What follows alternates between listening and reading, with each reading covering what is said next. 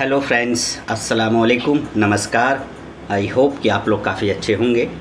Friends, आज फिर मैं रीसबमिशन के लिए बैठा हुआ और रीसबमिशन से ज़्यादा जो है, जो भी ऑनलाइन डिमांड हो रखा है, जो रीसबमिशन हो रखा है, रीसबमिशन का सभी फाइल चेक हम कर रहे हैं इधर एक हफ्ते से कि किसका पेमेंट रिलीज़ हुआ सीआरसी से और किसका पेमेंट रिलीज़ नहीं हुआ, या किसके केस में क्या प्रॉब्लम सीआरसी ने भेजा है।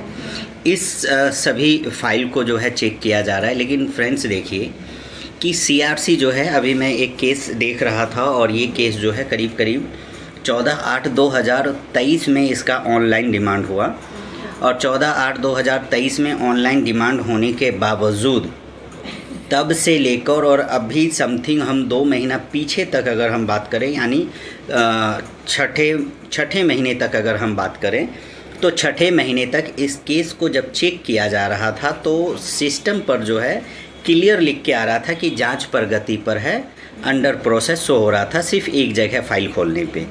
लेकिन आज जब इसका फिर से बैलेंस चेक किया जा रहा है कि क्या इसका पेमेंट रिलीज हुआ या नहीं हुआ, तो अब क्या किया है सीआरसी रिफंड पोर्टल कि वहाँ से जो है अब जो अंडर प्रोसेस शो हो रहा था वो अंडर प्रोसेस अब वहाँ से हट गया और इस केस को जो है डायरेक्ट रिजेक्ट कर दिया गया।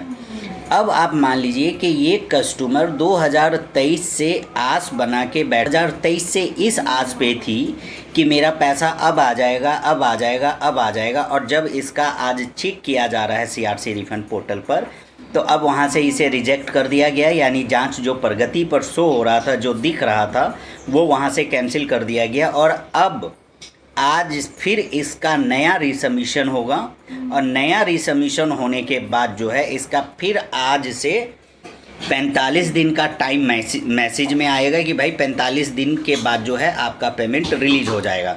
अब आप सोच के देखिए कि 2023 से इसका पेमेंट चालू हुआ, 23, 24, 25 3 साल होने के लिए जा रहा है और 3 साल मान लीजिए कि ये जो इस महीने के 8वें महीने के 14 तारीख आएगा, तो 14 तारीख में इसके पूरे 3 साल हो जाएंगे और 3 साल में जाके इस कस्टमर का जो जांच प्रगति पर चल रहा था वो 3 साल लगा सीआरसी रिफंड पोर्टल को इस व्यक्ति का कागज़ को वेरीफाई करने में।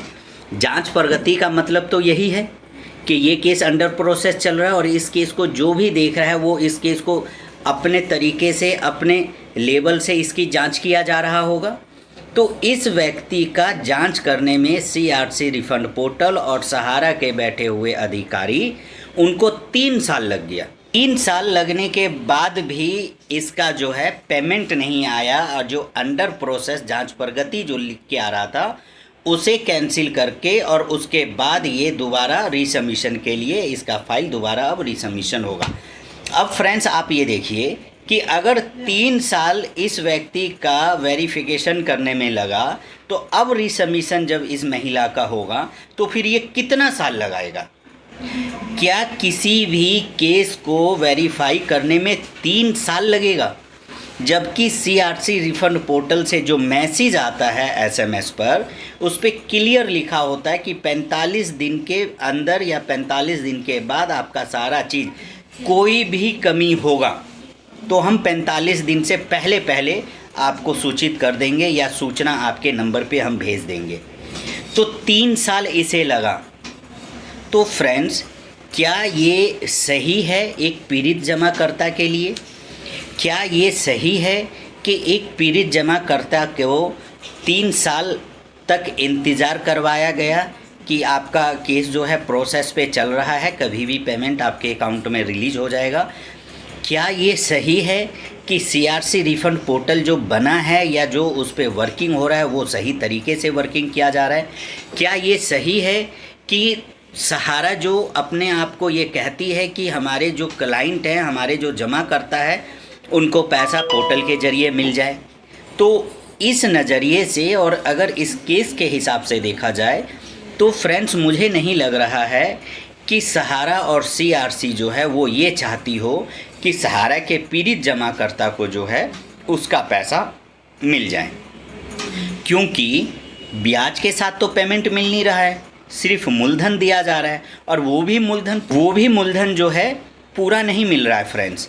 तो ये बहुत समझने वाली बातें हैं फ्रेंड्स कि किस तरीके से सहारा और सीआरसी दोनों मिलकर जो है एक जमाकर्ता को परेशान किया जा रहा है और एक ही काम के लिए जमाकर्ता से 10-10 बार उस काम को ठीक करवाया जा रहा है। तो इस तरीके से अगर कस्टमर परेशान होगा तो फिर ऐसे पोर्टल की क्या व्यवस्था है कि वो सही है?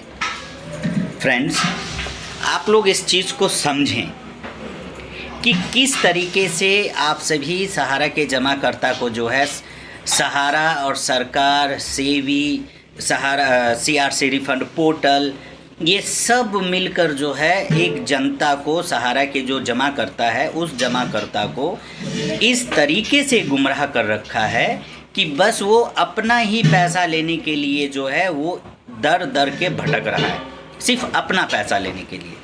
तो फ्रेंड्स, ये बहुत बड़ी बात है। इससे तो जाहिर यही हो रहा है कि ना तो सहारा पैसा देने के इच्छुक है, ना ही सरकार सहारा के जमाकर्ता को पैसा दिलवाने के इच्छुक है, और ना ही सरकार ने जो सीआरसी रिफंड पोर्टल बनाया है, ना तो उस पोर्टल से सहारा के जमाकर्ता को पेमेंट मिलने का आस है। अगर इन व्यक्ति को 3 साल लग गया सीआरसी रिफंड पोर्टल को रिजेक्शन देने में, तो आप सोच के देखिए कि इस भारत में इनके जैसे और कितने लाखों व्यक्ति होंगे, उनके साथ भी इस तरीके का केस हो रहा होगा। तो फ्रेंड्स, आप लोग जो सहारा में पैसा जमा किए हैं, आप लोग जो है ना एक आवाज़ बने और आप लोग अपनी बात को अपने से ऊपर जो वहाँ के विधायक हैं, एमएलए हैं, सांसद हैं, अच्छे अधिकारी हैं, उन सभी के पास आप लोग अपना फरियाद रखें। इस तरीके से हम लोगों को पेमेंट नहीं मिल पाएगा, क्योंकि ये पेमेंट मिलने का कोई जरिया नहीं है। या तो सरकार कोई ऐसा ठोस साधन लाए या कोई ऐसा ठोस पोर्टल बनाए कि जिस पोर्टल पे अगर 45 दिन का टाइम दिया जा रहा है, वो 45 दिन के जगह वो 90 दिन का टाइम ले, लेकिन 90 दिन के अंदर जो है कस्टमर का पैसा कस्टमर के अकाउंट में पहुंच जाए। अगर कोई भी रिजेक्शन है, तो कोई भी रिजेक्शन अगर उस व्यक्ति का है, तो वो रिजेक्शन जो है 5 से 10 दिन के अंदर या 1 महीने के अंदर जो है उस कस्टमर को सूचित कर दिया जाए कि आपका नाम में अंतर है, आपका आधार कार्ड में अंतर है, आपका डेट ऑफ बर्थ में अंतर है, आपका एड्रेस अंतर है, आपके पिता के नाम में अंतर है। तो 10 से 15 दिन, महीना दिन के अंदर में उस कस्टमर को सूचित कर दिया जाए।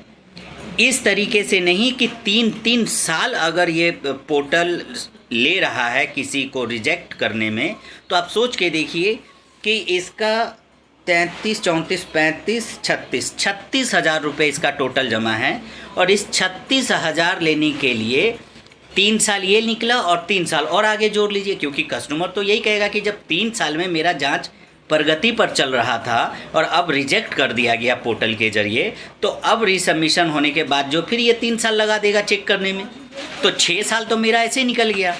तो क्या सरकार और सहारा ये दोनों ही मिलकर ऐसा तो गेम या इस तरीके का एक माहौल तो नहीं बना रखा है कि कोई ना कोई इस तरीके का अड़चन आया जाए और फिर वो केस जो है उस डेट से फिर आगे 2 साल, 3 साल, 4 साल, 5 साल, 10 साल चले। क्योंकि सहारा का जो सबसे बड़ा मोटिव है, आप यही देखिए कि कहीं भी केस सहारा के लेके अगर हुआ है तो सहारा क्या करती है कि उस डेट से आगे उस केस को पेचीदा करने में लगी रहती है। 2012 से पेचीदा ही कर रखा है सहारा, और अपने आप को सहारा आज भी ये कहती है कि हमारे जैसा साफ सुथरा काम करने वाला कोई नहीं है। तो आप सोच के देखिए कि सहारा सिर्फ एक कोर्ट का सहारा लेके, कानूनी दावपेच लेके जो जमा करता है, जो इसके अंदर में पीड़ित है, उनको सिर्फ गुमराह के अलावा और कुछ नहीं किया जा रहा है। जब ये जमा करता है, इतना पढ़ा लिखा नहीं है, मैं आपको इसका फाइल भी दिखाऊंगा, मैं सिस्टम भी दिखाऊंगा, इतना ये पढ़ा लिखा नहीं है, इसको क्या पता, इसको सिर्फ इतना पता था कि हमने 200, 400, 500 रुपये महीने की पॉलिसी लिया, हम 2 साल, 4 साल, 5 साल जमा करेंगे और हमें 10,000 जमा होगा, हमें 12,000 रुपये मिल जाएगा। क्या इस कस्टमर इसीलिए जमा करना था इसको कि हम भी जाके दाव पेच खेले? आज इस कस्टमर को क्या मतलब था पोर्टल से ऑनलाइन डिमांड करने का? इसको क्या पता कि हमें पोर्टल से हमारा क्या सुविधा मिलेगा और क्या सुविधा नहीं मिलेगा? लेकिन सहारा जो है दाव पेच खेल के जो है अपने आप को साफ़ सुथरा बना रहा है और इसमें जो पीड़ित जमा करता है उसको पीड़ा के अलावा और कुछ नहीं मिल रहा है। 2012 से अपना ही पैसा लेने के लिए जमा करता जो है दर दर के भटक रहा है। अपना ही पैसा लेने के लिए जो है हर अच्छे से अच्छे अधिकारी के पास जाके चौखट पे सलाम दुआ कर रहा है कि मेरा पैसा मिल जाए। तो क्या हर व्यक्ति इसीलिए पैसा जमा करता है कि वो बड़े बड़ी कंपनियां जो है वो तरीके की बड़ी बड़ी जो कंपनियां होती है जो सरकार उनको लाइसेंस देती है मार्केट में काम करने के लिए और गरीब जनता से पैसा उगाही करके और उसके बाद वही कंपनी वही लाइसेंसधारी जो फाइनेंशियल में काम करता है और उसके बाद जो है वो जाके कानूनी दाव पेच खेलता है और जो व्यक्ति उसमें पैसा लगा देता है वो व्यक्ति सबसे बड़ा गलत होता है, क्योंकि वो पैसा लगा के गलत किया है। लेकिन जो सरकार ऐसी कंपनी को लाइसेंस देती है कि गरीब जनता का पैसा उगाही करके और आप लेके भाग जाओ और नहीं तो आप जो है कानूनी दाव पेच में इन सभी जमाकर्ता को फंसा के रख दो। तो फ्रेंड्स, ये सब पहलू को आप और हम सब को समझना पड़ेगा कि क्या इस तरीके का रवैया तो नहीं किया जाता है कि उसी को सरकार लाइसेंस देती है कि गरीब जनता से पैसा आप उगाही कर लो, गरीब जनता का पैसा आप लोग अपने कंपनी में अपने इसमें लगा लो और लगाने के बाद जब देने की बारी आए तो आप कानूनी दाव पेच खेलो और उसके बाद उस जो जमा करता है जो पेट काट के अपना पैसा जमा किया है वो उसका पैसा वहीं पे मार दो। और यही चीज़ सहारा के जमाकर्ता के साथ हो रहा है। 5,000 करोड़ बटना था, 5,000 करोड़ बट चुका, जो उस पर इंटरेस्ट मिला उसमें से भी 100-150 करोड़ बट चुका। लेकिन क्या जमाकर्ता ने इसीलिए जमा किया था कि हमारा पैसा लूट लो और हमें टाइम पे पैसा ना मिले और जो भी पैसा मिले अगर हमारा 2 लाख रुपया जमा है तो 50,000 रुपया हमें भीख के तौर पे थमा दिया जाए और उसके बाद 1.5 लाख रुपया का कोई अता पता नहीं है कि कब मिलेगा और कब नहीं मिलेगा। और सहारा जो है कानूनी दाव पेच खेल के हम लोगों को फंसा रखा है। तो ये सब चीज़ें जो हैं हम सभी को समझना पड़ेगा कि क्या इस तरीके का दाव पेच क्या सहारा, CRC, सरकार, सेबी और भी जितनी एजेंसियां जो इसको सहारा को एजेंसियां जो देख रही है, क्या इतना टाइम लगता है किसी कंपनी से पैसा दिलाने के लिए पीड़ित जमाकर्ता को? अगर यही जमाकर्ता पैसा नहीं जमा करे तो वही सरकार, वही गवर्नमेंट, वही अधिकारी ये कहेगा कि तुम ये पैसा लाए तो कहाँ से लाए। और अगर यही बंदा पेट काट के अपना पैसा जमा कर रहा है किसी बैंक में या किसी भी कंपनी में, वहाँ से पैसा नहीं मिले तो वो सरकार ये नहीं कहती है कि वहाँ से पैसा उस जमाकर्ता को दिलाए। अगर यही व्यक्ति अपना पेट काट के 5 साल में अगर ये 5 लाख रुपया जमा कर ले घर में और घर में अगर ये 5 लाख रुपया कैश अगर इनके घर में है तो यही सरकार और यही अधिकारी कहेगा कि तुम 5 लाख रुपये लाए तो कहाँ से लाए। लेकिन यही पेट काट के बंदा अगर उसने बैंकों में जमा किया तो वहाँ अगर जमा किया और वो लूट के खा गया इस जमाकर्ता का पैसा, तो वही गवर्नमेंट उस लूटे हुए जो लूट के ले गया पैसा उनसे इनका पैसा रिकवरी नहीं करवाएगा। मतलब अगर मरना है तो इस देश के अंदर में गरीब जनता को मरना है और कुछ नहीं। लूटने वाले गरीब जनता, सहारा के गरीब जनता, इसमें सबसे ज़्यादा पैसा इन्वेस्टमेंट है। आज वो गरीब जनता अपने पैसा के लिए दर दर के भटक रहा है। लेकिन जो चोर कंपनी थी सहारा, जो फ्रॉड कंपनी थी सहारा, वो फ्रॉड करके आराम से बैठा हुआ है और कानूनी दाव पेच खेल रहा है। वहाँ वकील को, सबको करोड़ों रुपया फीस दे रहा है। लेकिन करोड़ों रुपया जो फीस दिया जा रहा है उस करोड़ों रुपया से किसी पीड़ित जमाकर्ता का ब्याज के साथ भुगतान नहीं कर रहा है सहारा। तो ये तो सिर्फ मरने वाली बात है कि मरना है तो गरीब जनता को मरना है, और वही हाल हो रहा है। सरकार भी एक पोर्टल बना दिया गया, उस पोर्टल से ब्याज के साथ पेमेंट नहीं मिल रहा है जमाकर्ता को। सहारा जो है जमाकर्ता को लूट के बैठी हुई है, उसके जो वंशज है वो विदेश में शिफ्ट है, जो कुछ सीईओ है वो चोर बैठे हुए हैं। तो ये सब बहुत समझने वाली बातें हैं फ्रेंड्स। और इस तरीके से ना तो सरकार जनता के हित में सोच रही है, सरकार भी एक पोर्टल का झुनझुना हम लोगों के हाथ में थमा दिया है। 3 साल होने के लिए जा रहा है और 3 साल के बावजूद भी हम लोगों को मिला तो कुछ नहीं मिला, 1 रुपया नहीं मिला। हाँ, 3 साल बाद ये ज़रूर मिला, जांच प्रगति वाला जो है उसको दोबारा रीसबमिशन करने के लिए ज़रूर मिला। अभी भी हम आपको डेस्कटॉप पे दिखाएंगे कि क्या हम इसका अपडेट करते हैं कि होता है या नहीं होता। और देखिए ना फ्रेंड्स, अभी पीछे का वीडियो आप देखे होंगे कि सीआरसी रिफंड पोर्टल सबसे ज़्यादा अभी जो रिजेक्शन भेज रहा है वो सिर्फ बैंकिंग का रिजेक्शन भेज रहा है। अब बैंकिंग का रिजेक्शन क्यों, मैं हर बार एक ही चीज़ बोलता हूँ कि सीआरसी रिफंड पोर्टल पे एक सबसे बढ़िया तरीका सीआरसी रिफंड पोर्टल पे सहारा और सीआरसी दोनों मिलके कर रखा है कि वहाँ से बैंकिंग हटाओ, कस्टमर का पेमेंट रिलीज नहीं होगा, वहाँ पे बैंकिंग दिखेगा नहीं और हम वहाँ पे सीधा मना कर देंगे कि भाई आपका बैंक अपडेट नहीं है।